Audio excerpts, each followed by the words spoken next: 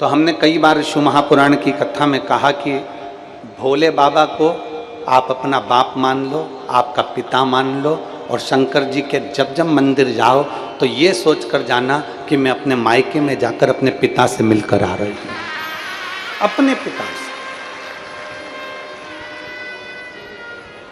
और मान लो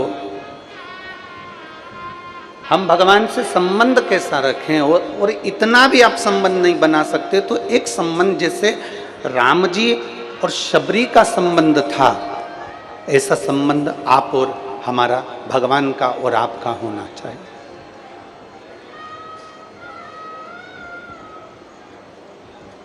शबरी का और राम जी का संबंध कैसा था? शबरी को गुरुजी ने कह दिया था कि भगवान आएंगे। शबरी को गुरुजी ने कह दिया था कि राम आएंगे। शबरी को गुरुजी ने कह दिया था कि भगवान का दर्शन तुझे यहां होगा। तो शबरी रात दिन भगवान की इंतजार करती थी। गुरु मातंग बाबा ने ये नहीं कहा था शबरी को कि राम परसों आएंगे, कि कल आएंगे, कि नरसों आएंगे, कि 3 तारीख को आएंगे, कि 4 तारीख को आएंगे, कि 8 तारीख को आएंगे, कि 9 तारीख को आएंगे, कि 10 तारीख को आएंगे। ये नहीं बोला था।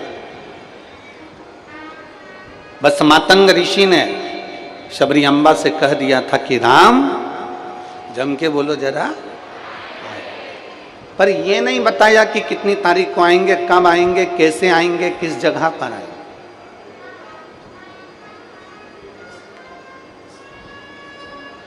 आप में से कई माताएं ऐसी बैठी हैं, आप में से कई भाई ऐसे बैठे हैं जिनको हकीकत में ये विश्वास ही नहीं हो रहा होगा कि अपने ओमकारेश्वर में कथा हो रही है, शिव महापुराण की कथा हो रही है,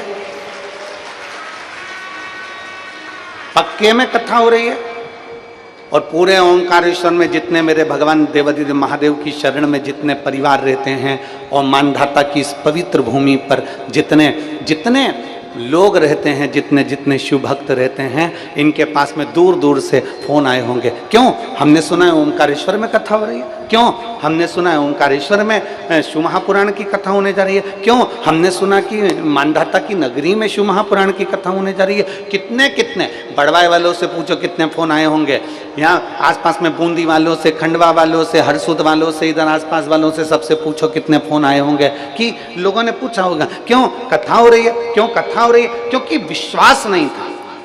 शबरी को मातंग बाबा ने कह दिया था कि राम आएंगे। वो बस उसका इंतजार करती रही कि राम आएंगे, राम आएंगे, राम आएंगे। इंतजार में लगी रही, इंतजार में लगी रही।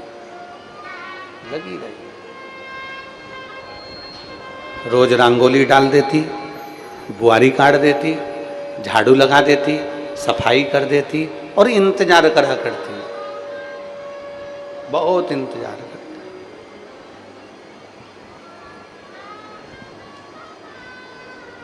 अब बताओ शबरी के दरवाजे पर राम आए कि नहीं आए? अरे बोलो तो जम के।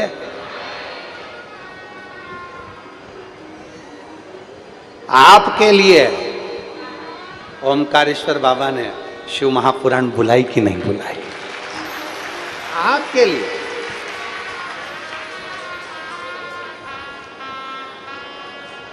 और मैं दोनों श्री नारायण पटेल जी विधायक जी को और श्री सचिन बिरला विधायक जी को धन्यवाद देता हूं। दोनों विधायकों ने और पूरी पंचायत ने, यहाँ के जो सरपंच हैं, यहाँ के जो व्यवस्थापक हैं, यहाँ के एसपी, कलेक्टर, कमिश्नर आदि, टीआई, कांस्टेबल जितने भी हैं, सबने बहुत बहुत सुचारू रूप से उसका इंतजार किया। आएगा। राम जी और शबरी का जो संबंध है, ऐसा संबंध हमारा होना चाहिए। तुमने सुन लिया कथा में कि 1 लोटा जल चढ़ाने से तकलीफ मिटेगी। अगर गुरु के वचन पर शबरी ने विश्वास करा, मातंग ऋषि के वचन पर, तो राम जी के वचन अर्थात गुरु के वचन पर जब भरोसा करा, गुरु के वचन पर जब विश्वास करा, तो राम जी को शबरी के दरवाजे पर आना पड़ा। आपका विश्वास जिस दिन दृढ़ हो जाएगा, आपका भरोसा जिस दिन पक्का हो जाएगा और आपने सोच लिया कि मैंने गुरुजी के मुख से सुना है, एक बेलपत्री खाने से रोग निवारण होता है, एक बेलपत्र खाने से कैंसर जैसा रोग भी समाप्त हो जाता है, एक बेलपत्र खाने से किडनी लीवर तक काम करना प्रारंभ कर देती है, एक लोटा जल भगवान देवादिदेव महादेव को चढ़ाकर आचमन करने से सारे रोग मिट जाते हैं। जब तुमने पक्का भरोसा कर लिया कि सफेद आंकड़े की जड़ कमर में बांधूंगी, मेरी संतान होगी, पशुपति व्रत करूंगी, मेरा काम हो जाएगा, मैं बाबा को बेलपत्री के पेड़ के नीचे ब्राह्मण के जोड़े को भोजन कराऊंगी, मेरी गोद भरा जाएगी, ये सब कुछ आपने एक विश्वास के साथ, एक भरोसे के साथ पक्का मान लिया, विश्वास पक्का कर लिया, तो मेरे ओंकारेश्वर बाबा को भी तुम्हारे वचन को पक्का करने के लिए आकर तुम्हारी गोदी भरना है। एक भरोसा पक्का करो, एक विश्वास पक्का करिए। और तेरा ही दिया मैंने खाया पिया है, तेरा शुक्रिया, तेरा शुक्रिया, मुझे भोले बाबा बहुत दे दिया है, तेरा शुक्रिया, तेरा शुक्रिया। ये जायदाद दी है, औलाद दी है, मुसीबत में हर वक्त इमदाद दी है, तेरा ही दिया मैंने खाया पिया है, तेरा शुक्रिया, तेरा शुक्रिया, तेरा शुक्रिया, तेरा शुक्रिया। ये उसकी कृपा से मिला, ये उसकी दया से मिला, ये उसकी करुणा से मिला। संबंध रखना है ना आपको, तो वो संबंध रखो जो शबरी और राम का रहा है। संबंध रखना है आपको, तो वो संबंध रखो जो एक बेटी, एक बेटा और एक बाप का होता है। एक संबंध रखो,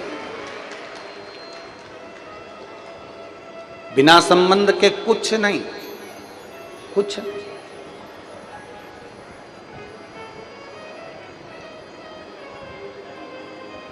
शंकर जी के मंदिर में पार्वती माता जरूर होती है, बोलो सही है कि गलत है? शिव जी के मंदिर में गणेश जी की मूर्ति रखी कि नहीं रखी, वो कोई नहीं देखेगा। शिव जी के मंदिर में सदानंद कार्तिकेय की मूर्ति रखी कि नहीं रखी, वो कोई नहीं देखेगा। पर शिव जी के मंदिर में नंदी है कि नहीं, वो कोई नहीं देखेगा। पर शिव जी के मंदिर में माता पार्वती है कि नहीं, वो जरूर देखेगा, जरूर।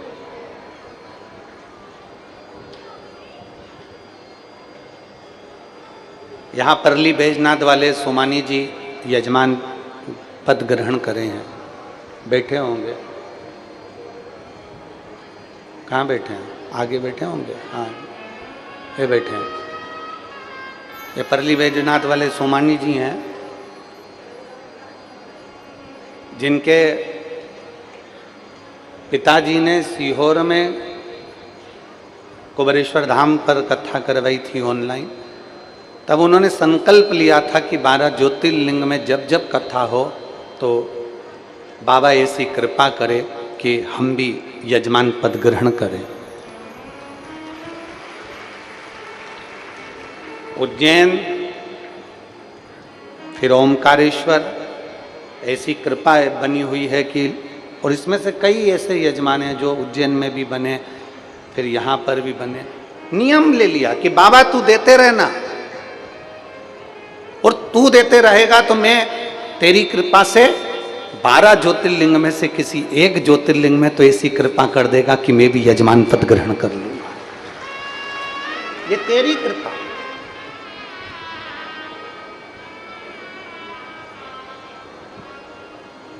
शिव मंदिर में गणेश जी हैं कि नहीं पता नहीं, शिव मंदिर में कार्तिकेय हैं कि नहीं पता नहीं, शिव मंदिर में नंदी है कि नहीं पता नहीं, पर शिव मंदिर में माता पार्वती का होना जरूरी है। क्यों पार्वती का होना क्यों जरूरी है? एक बार भगवान देवादिदेव महादेव से माता पार्वती जी ने पूछ लिया था, नाथ आप जहां रहते हो तो मुझे रहना क्यों जरूरी है?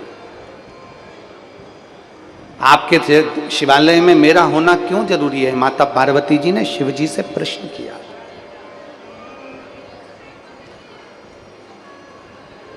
भगवान देवादिदेव महादेव ने कहा था, सुनो पार्वती,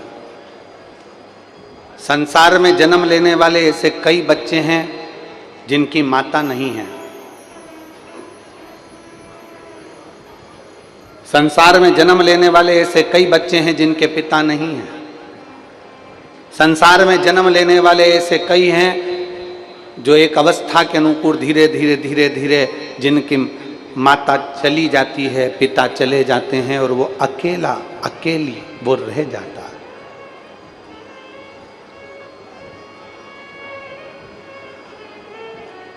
दुनिया के लोगों को लगे कि उनकी माता नहीं है, पर पार्वती जिस मंदिर में, जिस शिवालय में लोग मुझे प्रणाम करने आएंगे ना, तेरा दर्शन अगर उसको उस शिवालय में हो जाएगा तो माता की कमी उसकी जिंदगी में कभी नहीं रहेगी। माता की कमी कभी जिंदगी में नहीं रहेगी। और सुन पार्वती, मैं विश्वास हूं तू श्रद्धा है।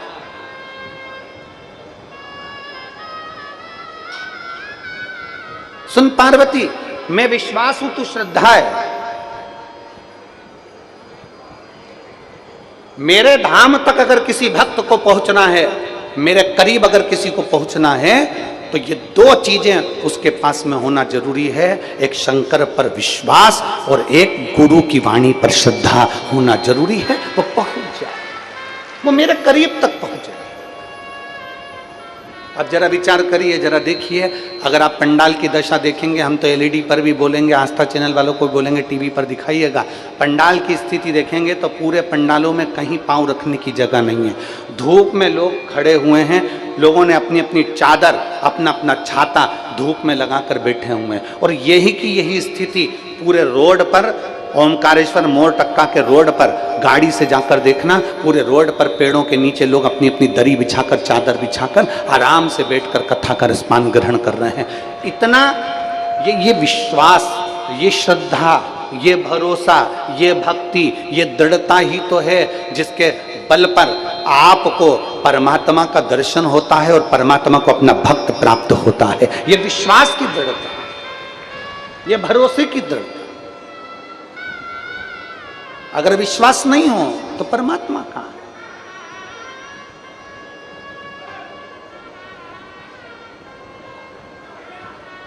और मैंने आंगन नहीं बुआरा, कैसे आएंगे प्रभु, अब तक गंदा पड़ा है द्वारा, कैसे आएंगे,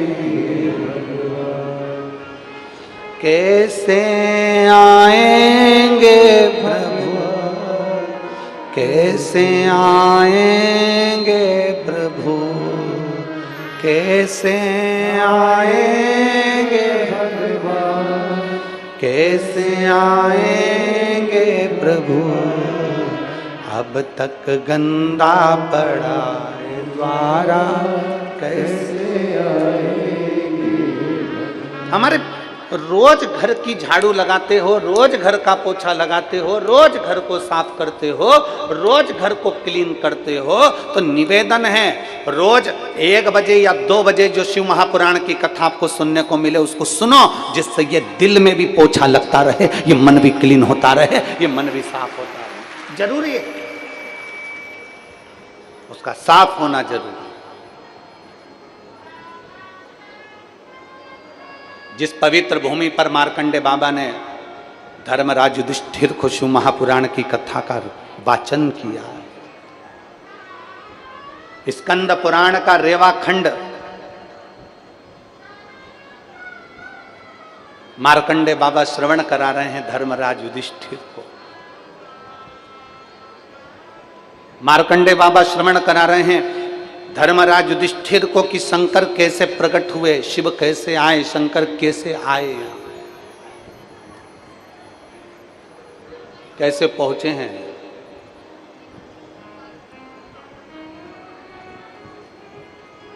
महाराज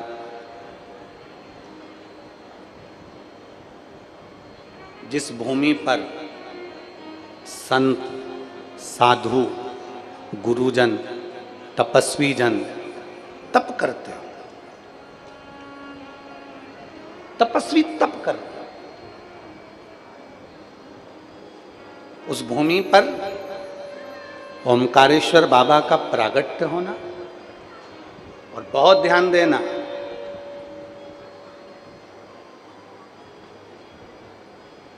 इस पवित्र भूमि पर सबसे पहले शंकर जी प्रकट हुए। उससे पहले जो पीछे तुमको ओम दिख रहा है, बोलो जम के बोलो, दिख रहा है, इस भूमि पर मेरे देवाधिदेव महादेव का शिवलिंग प्रकट हुआ। उससे पहले मेरे देवाधिदेव महादेव ने डमरू का नाद कर कर सबसे पहले ओम को प्रकट करा था, ओम अक्षर को प्रकट करा। किसके लिए? ऐसी क्या जरूरत पड़ गई मेरे देवाधिदेव महादेव को कि 12 ज्योतिर्लिंग में कहीं पर शंकर भगवान वाणी नहीं बोले, 12 ज्योतिर्लिंग में कहीं शंकर भगवान ने अपने शब्द नहीं दिए, 12 ज्योतिर्लिंग में कहीं शंकर भगवान ने अपने शब्द का घोष नहीं करा, 12 ज्योतिर्लिंग में शंकर भगवान ने कहीं ओम अक्षर नहीं दिया, 12 ज्योतिर्लिंग में कहीं शंकर भगवान ने ओम का नाद नहीं करा। केवल 12 ज्योतिर्लिंग में से एक ज्योतिर्लिंग ओमकारेश्वर ऐसा है जहां शंकर भगवान ने ओम का नाद किया।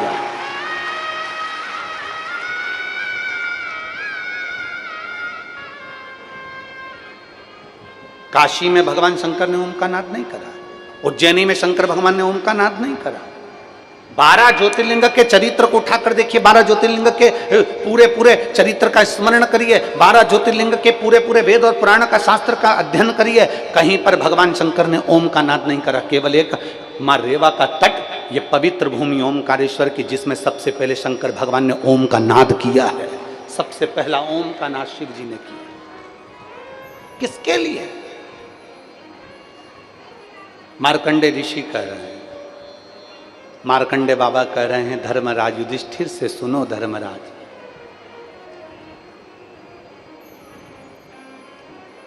60,000 राक्षस, असुर, दानव एक साथ एकत्रित हुए और उनका नाम कालके हुआ। कितने असुर, कितने राक्षस? 60,000 असुर, 60,000 दानव, 60,000 राक्षस, 60,000 असुर एक साथ एकत्रित हो गए तो उनका नाम कालके असुर हुआ, कालके दानव हुआ।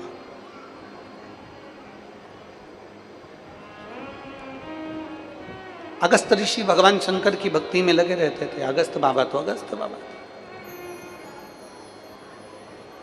शिव की उपासना उनकी निरंतर चलती थी।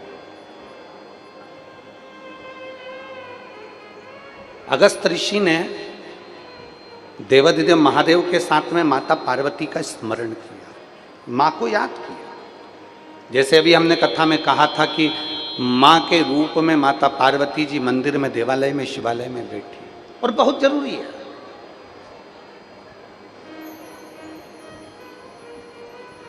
घर में माँ का होना और हाथ में माला का होना, जिसके घर में माँ है और हाथ में माला है, उसका नाश दुनिया में कोई नहीं कर सकता।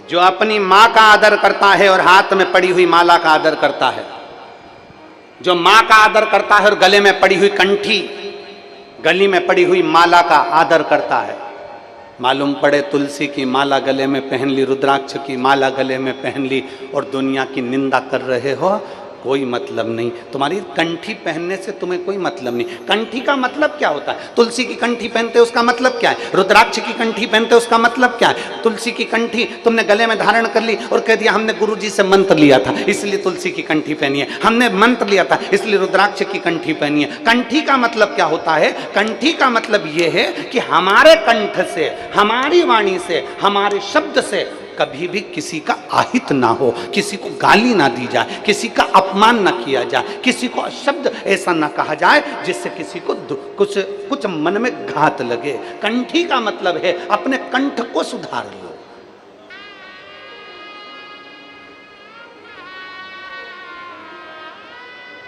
अपने कंठ को सुधारना मतलब कंठी का। मंगलसूत्र का क्या मतलब है? चलो री मेरी जीजियों निमाड़ वाली, बोलो तो जरा जल्दी से। मंगलसूत्र का क्या मतलब है? गले में जो मंगलसूत्र पहना रहता है उसमें काले मोती, लाल मोती और बीच बीच में सोने के मोती पड़े रहते हैं। मंगलसूत्र का मतलब है कि तेरे गले में ये जो मंगलसूत्र पड़ा हुआ है, मतलब तू अकेली नहीं है, तेरे साथ पीछे से कोई कोई तुम्हें बल देने वाला, कोई तुम्हें ताकत देने वाला पीछे से तेरे साथ कोई ना कोई कदम मिलाकर चलने वाला तेरे साथ चल रहा है। ये मंगलसूत्र।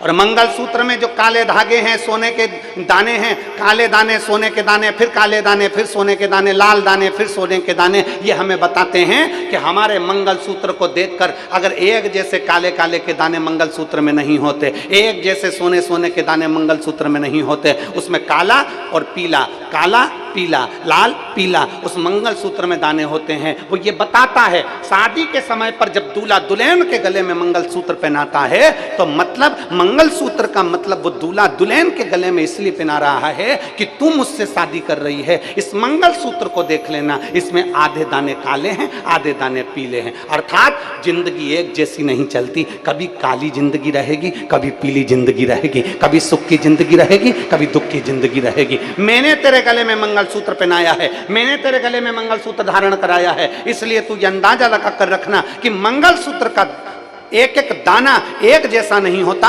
मंगलसूत्र में भी काले और पीले दाने होते हैं, सोने के और काले दाने होते हैं, लाल और काले दाने होते हैं। उसी तरह अपनी जिंदगी में भी अच्छे दिन और बुरे दिन आते रहते हैं, घबराना नहीं। मंगलसूत्र में आखिरी में एक नीचे कटोरी आ जाती है। बोलो बोलो, जम के बोलो जरा, जी हो, सही है गलत है? पर एक निवेदन आप सबसे करेंगे, हम पहले भी व्यासपीठ से करते हैं, आज भी कर रहे हैं। सोने की कोई चेन, कोई मंगलसूत्र, कोई अंगूठी, कोई महंगा पर्स, कोई पैसा लेकर आप कथा के पंडाल में बिल्कुल मत आओ। आप तो मेरे बाबा के होकर आओ, मेरे शंकर को लेकर जाना है। इसलिए जब हीरा रूपी डायमंड, जब शिव पुराण रूपी मिल रहा है तो तुम्हारी कीमती सामान को अपने अपने घर में छोड़कर आया करो, मत बिल्कुल मत आओ, उसको लेकर नहीं आ। मंगलसूत्र में काला पीला, सोने का, फिर काला, और आखिरी में आ जाती है एक छोटी सी, जम के बोलो, कटोरी, कोई छोटा सा पेंडिल। अर्थात पति अपनी पत्नी के गले में मंगलसूत्र पहनाते समय कहता है ये सुख और दुख की जिंदगी चलती रहेगी, पर हिम्मत मत हारना, आखिरी में मंगलसूत्र में कटोरी आती है। उसी तरह एक दिन अच्छे दिन बाबा जरूर देता है, निश्चित है। बोल बम का नारा है, सारी समस्या का हल आएगा। दिन अच्छे भी आएंगे, बुरे भी आएंगे। तो भगवान शंकर की कथा कर रही है, घर में माँ का सम्मान मत भूलो, अर्थात माँ का आदर करो और हाथ में पड़ी हुई माला का आदर करो। गले में पड़ी हुई कंठी से अपने कंठ की शोभा बढ़ाओ। केवल कंठी पहनकर नहीं रहना, बल्कि अपने कंठ से कभी अपशब्द नहीं कहना, कभी अपशब्द।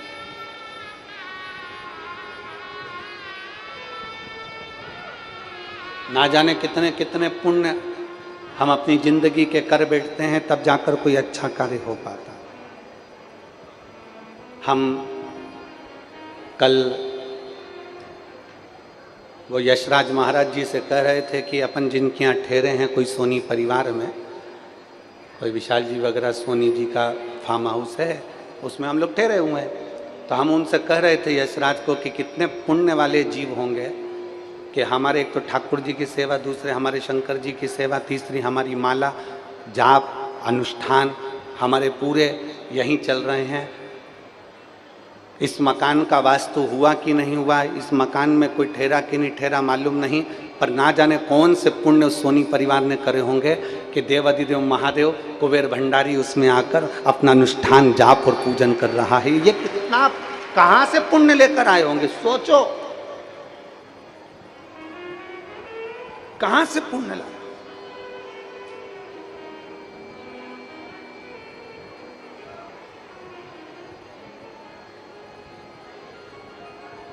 और पतंग उड़े आकाश माने, डोर थारा हाथ मां।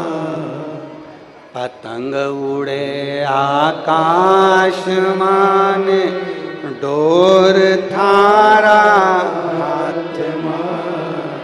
ओ बाबा मारी पतंग ऊंची राख जे, भोले बाबा मारी पतंग ऊंची राख जे। शंभु बाबा थारा चरण कमल माराख जे, भोले बाबा थारा चरण कमल में। अपनी कंठ में जो कंठी पड़ी है उसकी शोभा है। मां और माला दोनों की इज्जत करना चालू कर दो। घर में मां का होना जरूरी है और हाथ में, जम के बोलो जरा, माला का होना जरूरी है। घर में मां रहती है तो तुम्हारा बाल मां का नहीं होने देती है, और हाथ में माला होती है तो वो डूबने नहीं दे सकती, वो डूबने नहीं दे। पर आजकल एक नया जमाना आ गया, माला की जगह लोग बाग कंजन कहाँ से कंजन कौन सा बटन वाला सिस्टम लिया है। एक इतनी बड़ी घड़ी जैसा होता है, वो हाथ में लगा रहता है, यूं यूं दबाते रहे। देखी कि नहीं देखी तुम लोगों ने? अरे बोलो तो सही, देखिए इतनी बड़ी रहती है ना, उंगली में वो पहन लो, नहीं बस ऐसे ऐसे दबाता फिर। हमने पूछा एक दो जीजियों से, हमने एक दो जीजियों से पूछा, क्यों री ए इंदौर वाली जीजी, ए कमला, कही हाँ गुरु जी। तो हमने कही है, कही है, तो क्या कल गुरु जी वो माला है। हमने कहा माला तो दिख ही नहीं रही है 108 मन का, कि कहीं दिखी नहीं। अरे गुरुजी आजकल का फैशन यही है, तो हम तो यूं यूं दवाई ले उसके।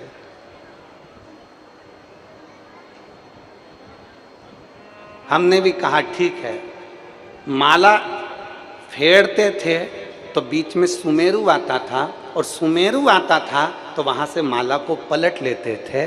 तो भगवान भी एक माला जैसी पलटाती थी, भगवान हमारी ग्रह दशा को पलट देता था। भगवान भी हमारी ग्रह दशा को पलट देता था। अब तुम्हारे पास में दबाने के लिए यूं यूं दबाओ तो भगवान भी तुम्हारा गला दमिच ले। अब उससे कौन सा तुम्हें पुण्य मिल रहा है? रुद्राक्ष की माला